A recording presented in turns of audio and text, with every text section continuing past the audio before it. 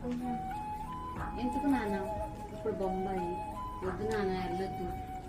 ఎందుకు వెళ్ళొద్దు? వద్దు నాన్న, నేను అసలు వెళ్ళొద్దని చెప్తున్నాను కదా. నేను అసలు నువ్వు వెళ్ళొద్దు అంతే. ఎందుకంటే ఇప్పటి నుంచి ఎక్కడికి పంపించలేదు, ఏమీ చేయలేదు. కాదు నాన్న, స్వేచ్ఛగా నన్ను తిరిగినవ్వా? వద్దు నాన్న, వెళ్ళొద్దు నాన్న. నేను ఎందుకు చెప్తున్నాను విను నాన్న. నువ్వు వెళ్ళొద్దు. నువ్వు వెళ్తే నువ్వు అక్కడివే నాకు మిగిలవు. అసలు వెళ్ళొద్దు, నువ్వు అసలు వెళ్ళొద్దు. నేను పంపను. నువ్వు నన్ను ఇంకేమీ అడగొద్దు. నన్ను పని చేసుకోనివి. ఇంటికి వెళ్ళొద్దు చెప్పు. వద్దు నాన్న, వెళ్ళొద్దు.